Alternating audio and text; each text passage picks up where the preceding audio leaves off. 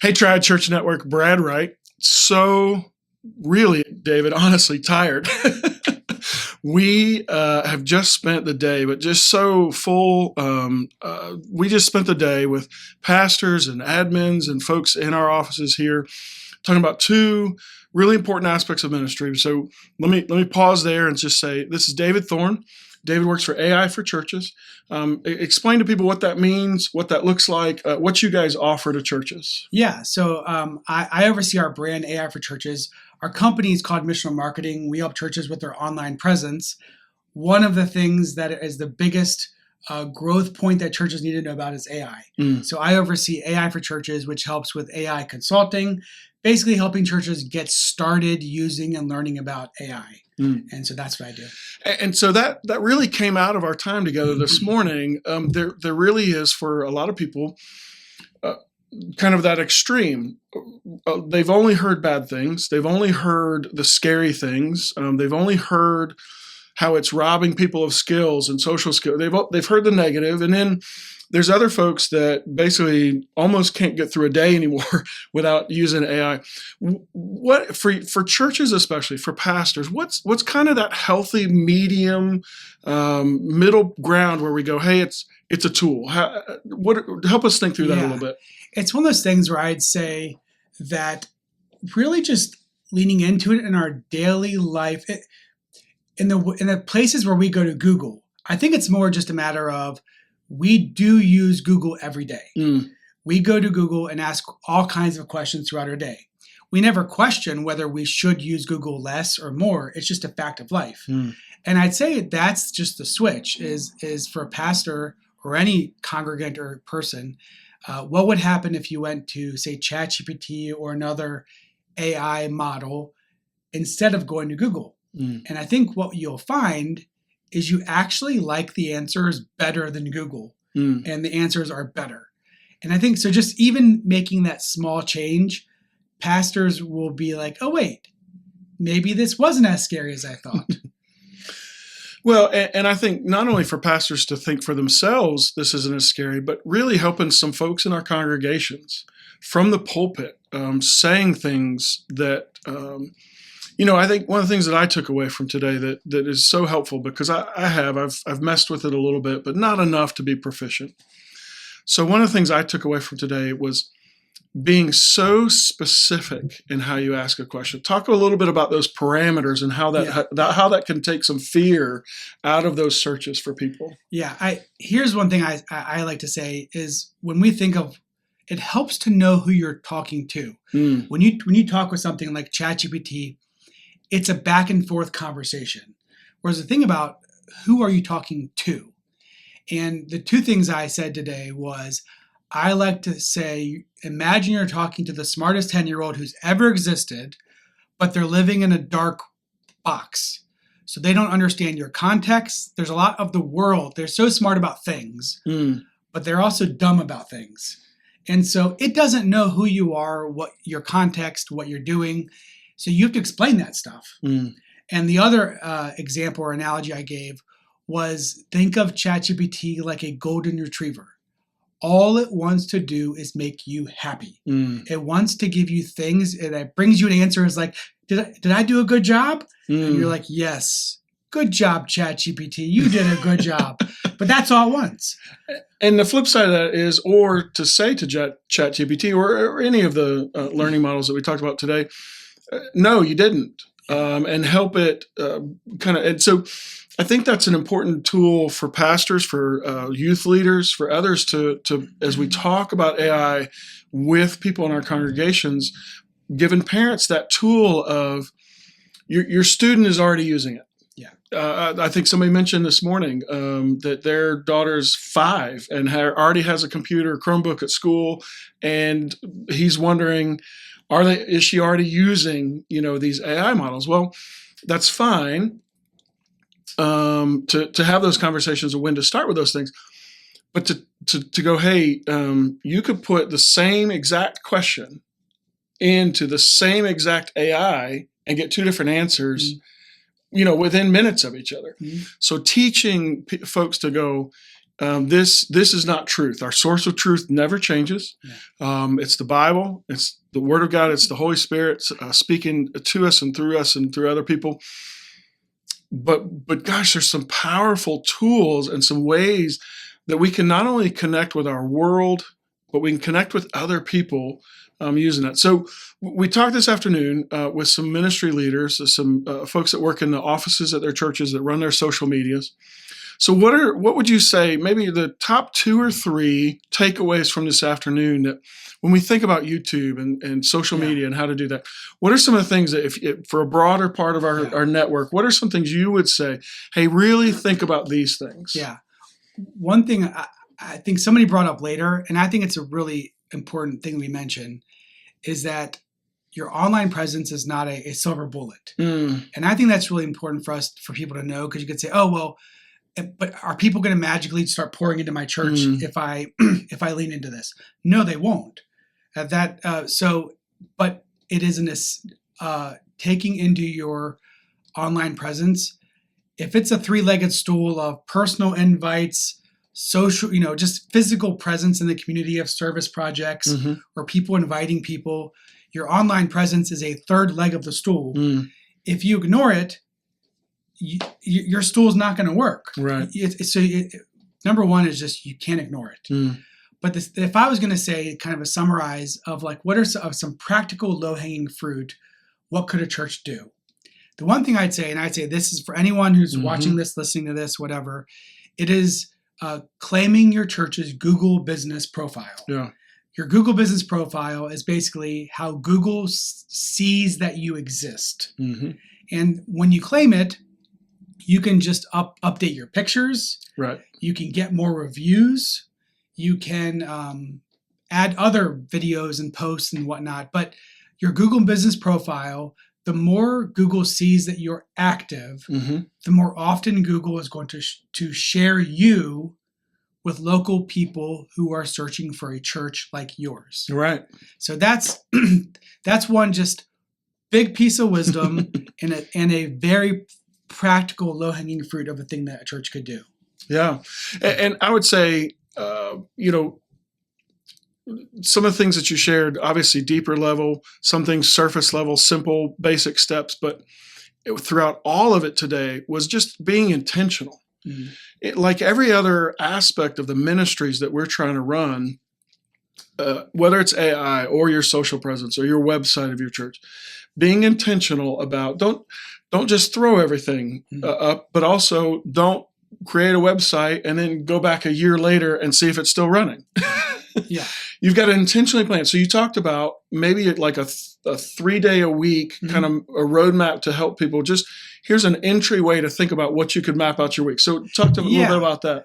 And that's one thing I think that many churches, you start talking about what should I do with social media?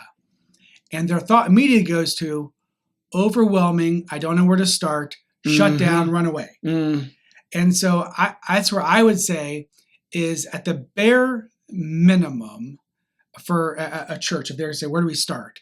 I would say on Facebook, you could post 3 times a week. And maybe on like Monday, and you get some kind of very simple schedule that you could stick to. So, and again, for some churches, if you are at ground zero, if you're just like, if I just posted once a week, that's all I could do.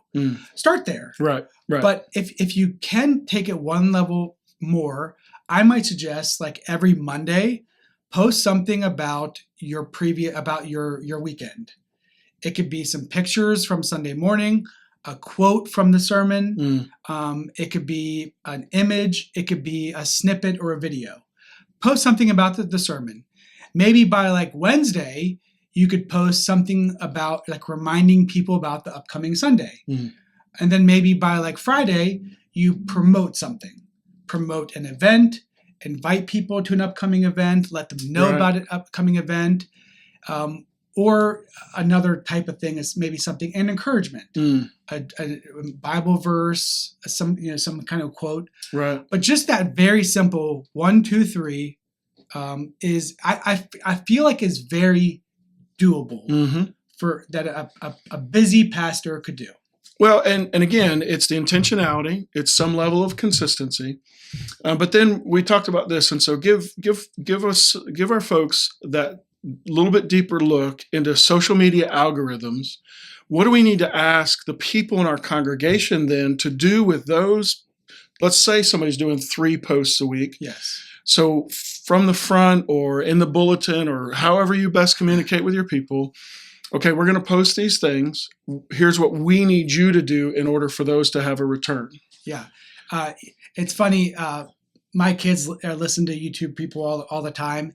And anyone listening to this, like, what do the TikTokers say at the end of every video?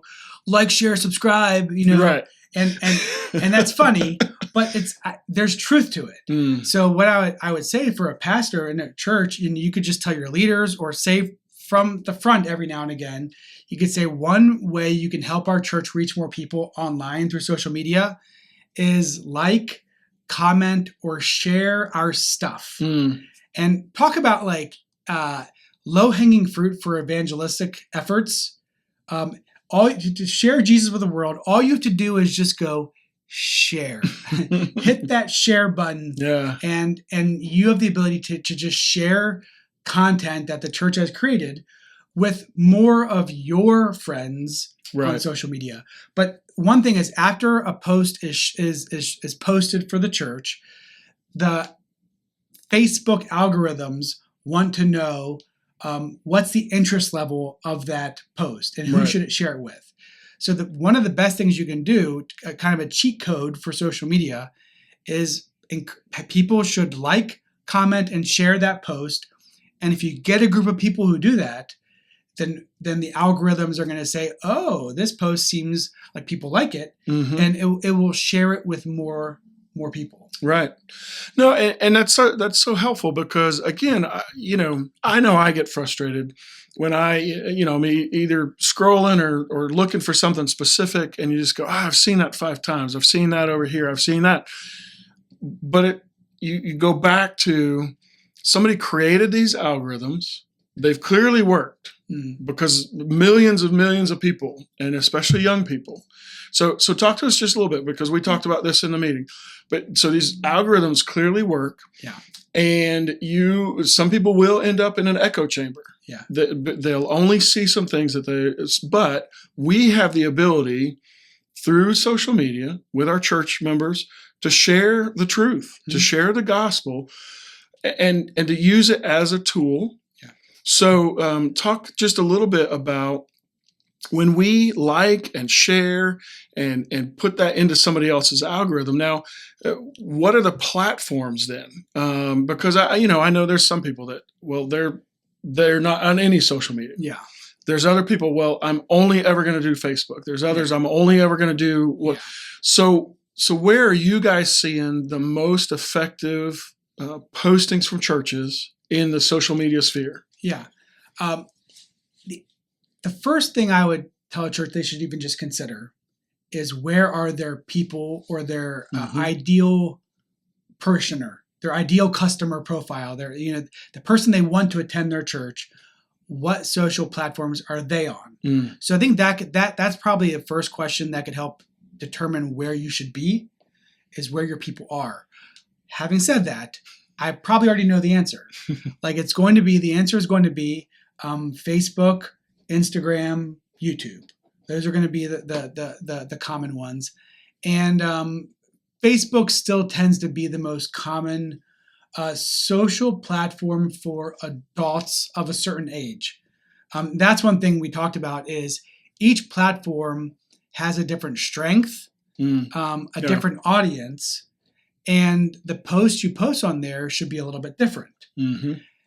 The challenge with that is very, very few churches have the energy to create posts that accommodate specific audiences and specific. Right. So that's where I feel like if a church needs to start somewhere, Facebook is a very simple, is like the best, lowest hanging fruit place to start. Right. And each social media platform has strengths and has weaknesses on how effective they are and how expensive they are. with paid advertising and targeting advertising and all those sorts of things. We talked also just for a few minutes today, and I thought it was just really helpful. I don't know how often you're in the room with folks that just are very resistant. They see just the negativity of being on a lot of these platforms. But I love that by the end, they're pulling up their website and showing you, or they're pulling up and showing you. So what are some of the wins that you've seen some churches and pastors that will just dip their toe in, and we'll just go, hey, I'm not asking you to become an influencer. I'm not asking you to do that. I just want to see you and your congregation just take a step and have a win here online. So what are some of the wins that you've seen out of some of your churches and pastors? I mean, I like one when so Missional Marketing, our company, we coach hundreds and hundreds of churches. And it's always a joy for us where we see things like seeing a pastor change how they title their YouTube sermons or adding descriptions. And then they come to us and we see, oh, wow, your YouTube videos are getting more views than they were. Or they make changes on their website and we notice that their website traffic is going up. Or we run a campaign for like a Christmas invite on Facebook or Google. And then they come back after Christmas and they're like, we had X number of new visitors. Right. And when we ask those people how they heard about us, they say, oh no, look for you online. But that's the best, that's my favorite answer. Right. Is, and actually I experienced at the church I attend, we work with Missional Marketing. I'm not on staff, but just they work with Missional Marketing. I'm on the greeting team. So I get to ask people, oh, how'd you hear about the church? So every time, and my wife laughs because she's waiting for me to ask that question. Oh, great. How long have you been coming? Oh, this is our first time. Oh, and she's like, you're going to ask. And I'm like, how'd you hear about the church? And they're like, and I hear this all the time. I don't know. I was searching online for a church and you guys popped up. And I'm like, that's like my favorite answer. Yeah. And that's the greatest win for us that we hear all the time is just churches taking micro steps and getting long-term growth in their online awareness. It doesn't happen overnight. It does take effort. It will not happen by accident. Yeah. But the payoff of people being able to find your church is worth it. Yeah.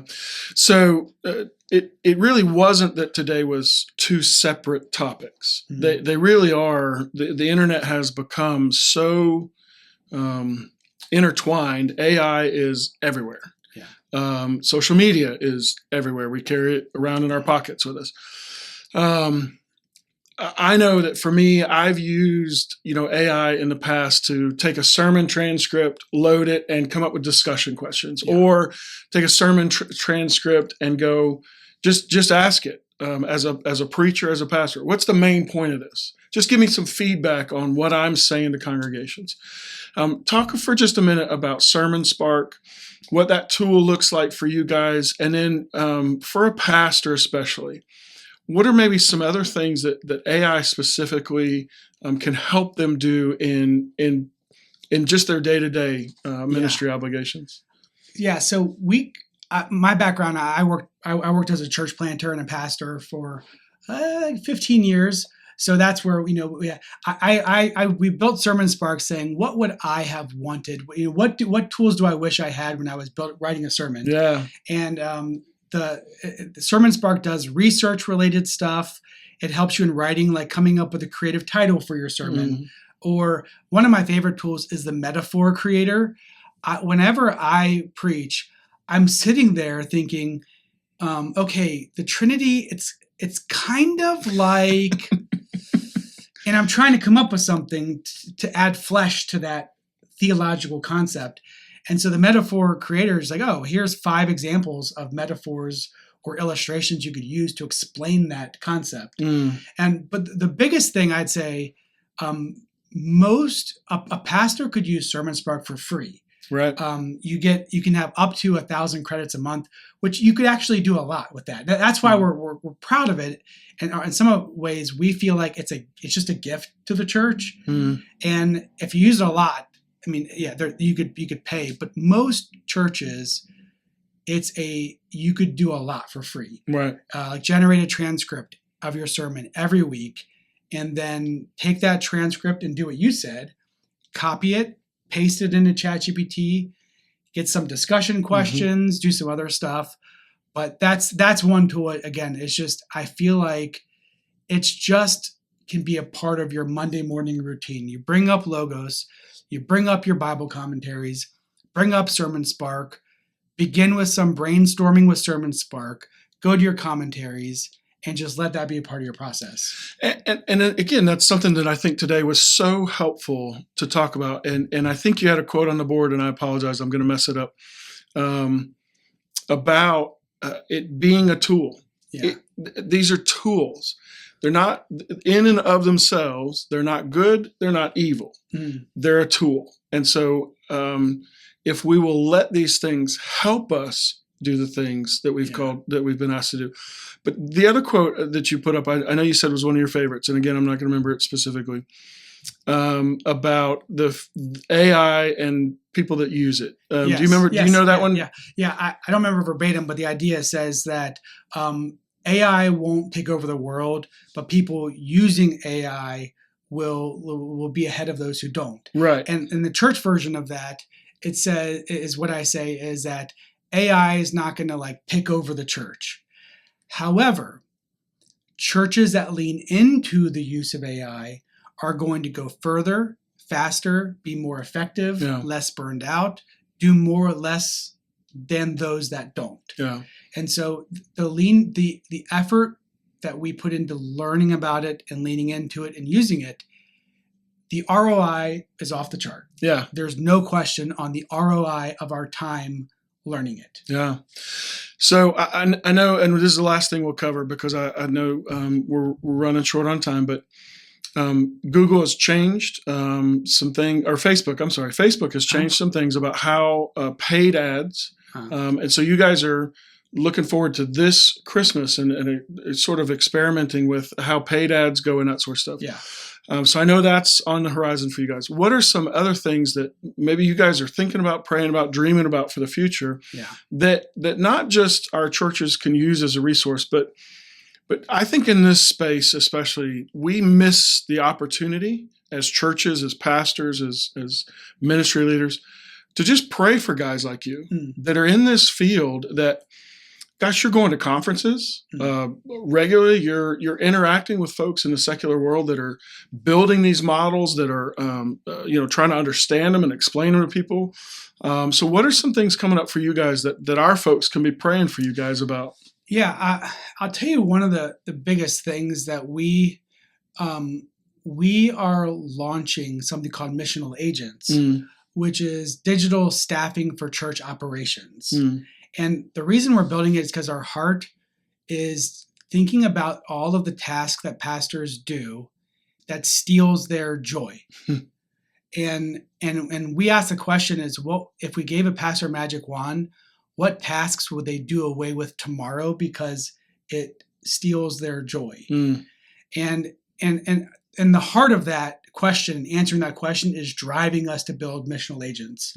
So we're starting with an AI receptionist. But I mean, it's genuinely my dream in my heart is that we could give pastors like their time back. We could what would happen if we could have a pastor give them back some kind of boundary between their personal life and professional life, because we offer an assistant that's a filter. Right. And I just mentioned that because that matters to me, and that matters to why we're building missional agents is to say we dream of a world where pastors have a balanced life where they can minister to people, which is the heart that drives them in ministry, and not do life draining things that steals it. Yeah. So that's one of, and a second thing related to that, we're building missional agents, just our dream for pastors leaning into that. But the growth of AI, my prayer for the church is that the world of online is changing, and the church over the next few years has to be found in places like ChatGPT. So my prayer for the church is we have to go where the people are. That's what ministry is we go where the people are to share the gospel. And where people are is ChatGPT and AI places. Yeah. So I'm excited, but my prayer is that church, we have to make a change, and I pray that we as pastors will go to where the people are, which is ChatGPT and AI. Yeah. So those are my two prayers. Is I pray. I wish every church. I wish pray for new ideas or things that we as missional agents can. What are the tools that pastors need that are going to give them back that balance and that time? Right. And then for every church that we can, go where the people are, which is in AI searches. Yeah, online. Listen, Triad Church Network, I can't thank God enough for this guy right here. David did a phenomenal job for us today. The feedback's been incredible already. And hopefully this last few minutes conversation has been helpful to you today. But we also know that you're probably like I am, and you're going to end up with more questions than I started the day with. But we want to continue to be a resource for you. David wants to continue to be a resource for our churches and our pastors. And so please reach out, check out the website, check out David's information, get the help that you need in these areas. And God bless you. We'll see you soon.